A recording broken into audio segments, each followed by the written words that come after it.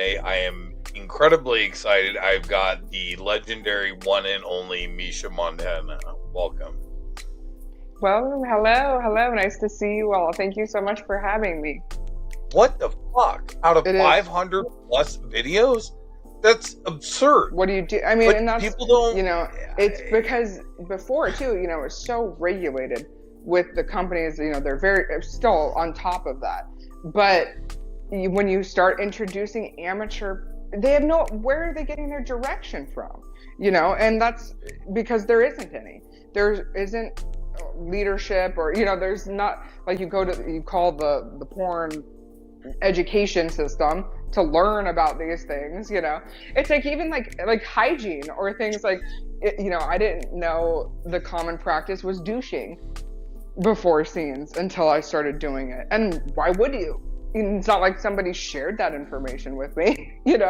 Like different things, like, and different tricks and tips that you do before certain shoots, and all these things, with the different mouthwash brands, and using white Pedialyte, if it's like there are all these things that you don't know until you're hands-on. But then imagine being hands-on without any direction, but you're just winging it and then throwing stuff up online that is of you in sexual acts, that is permanent, that is, it will be on the internet forever. And the thing is that's sad about it too is that, like we talked about earlier, most people, I'd say 75%, if not more, they'll do one or two, and then they are discouraged, or they realize how difficult it is, and they never do it again. But those several images and the projects that they engaged in, those are permanent.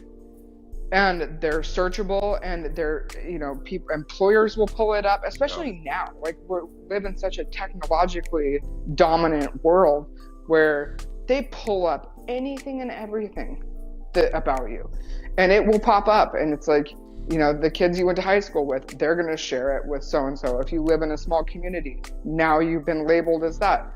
It's going to follow you forever. So when you make that decision, you really have to be mindful about it.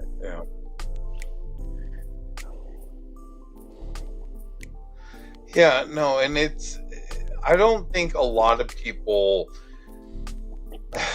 God, they don't, like you said, they don't realize how much work is involved, but they also forget that people like yourself and me, we didn't just start where we're at.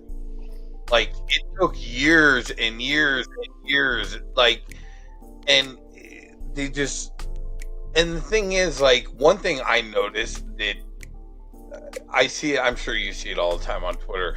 Like, for me personally, when I was first starting out and I was kind of shooting with who I could, if I sensed even the slightest hesitation from someone, absolutely not, I'm not shooting with you. If they would ask, like, oh, hey, can I wear a mask? Or, like, absolutely not. Because for me, I'm just like, if you even have the slightest hesitation, I'm not going to do it. Like, if you want to fuck up your life, go do it with someone else. But I don't want to be a part of it. I don't want those texts Take it down 2-3 months later, a year later. Oh my God, Misha, please take it down. My so-and-so saw it. I know, and it's crazy how common that is too. Well, and there's a lot. I mean, that's what, even now, I've taken a break because of my current health situation, but not shooting with people. And then I hate Twitter, for the record. I think Twitter is the most vile, awful place, especially like porn Twitter is such a dramatic, toxic place. I'm just like, oh my God, this is so vile. But, unfortunately, a necessary beast, we have to be on these social media platforms. But it's like watching stuff, just everybody attack each other and do all these things. But, like, there's obviously a lot of, issues that people have now that they just go to Twitter and vent about it.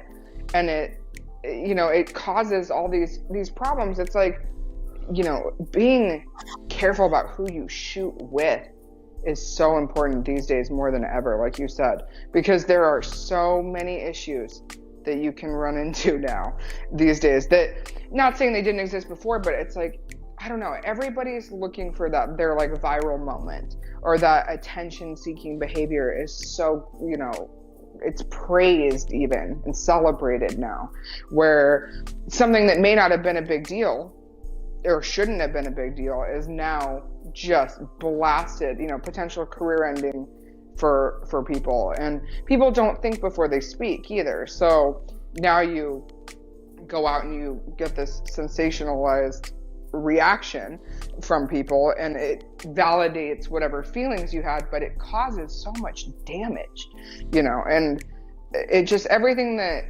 is under the microscope, our industry is under the microscope all the time.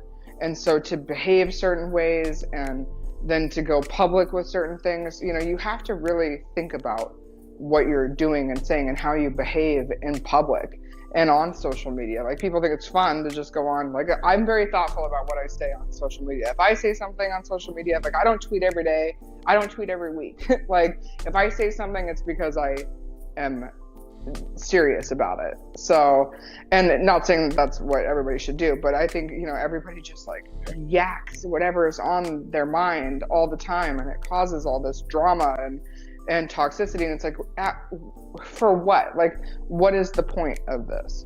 You know, what did you accomplish by doing this? So, and some things very validated, but others it's like, man, it's just such a time to be in the industry. It's so interesting. Interesting.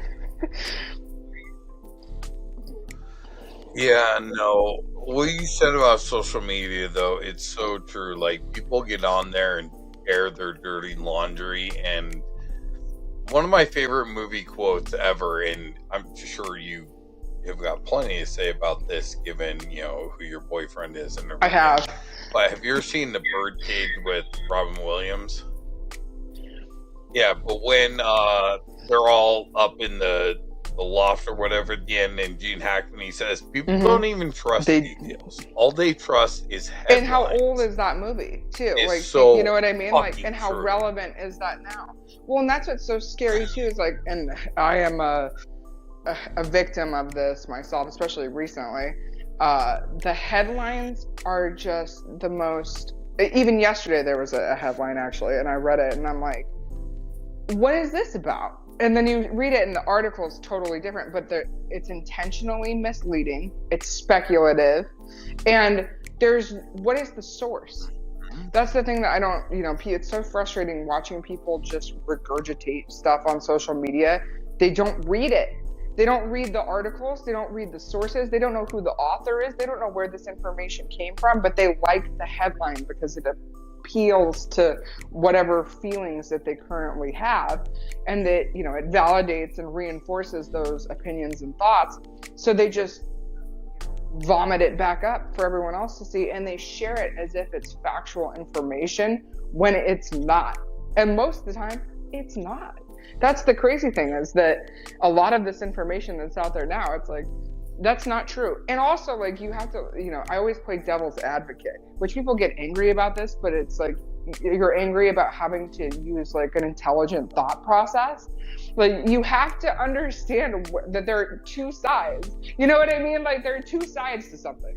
If somebody's representing one, like, you don't even consider the possibility that there's another version of that story, that there are other facts to that contribute, you know, that may confirm or deny those things that have happened. And it's just, but I think it's because people are so angry and miserable these days, like, and the internet has given them this outlet for their frustrations, that they immediately take the opportunity to jump on something because they're wanting and needing to vent about their own issues. And so if somebody is jumping on someone or something, some topic, they immediately take the opportunity because it's something that they can, you know, get off their own chest, and or like comparing their own experiences if something similar had happened to them. You know, even if though this is a different person, different situation, they attach their own emotion to that situation. and then, it makes them feel better about it. It's so problematic though, because it is, I mean, as ridiculous as it is, it causes real damage, to that's unnecessary too. You see, it's kind of like the cases of, back when DNA wasn't used to confirm or to rule out murder suspects.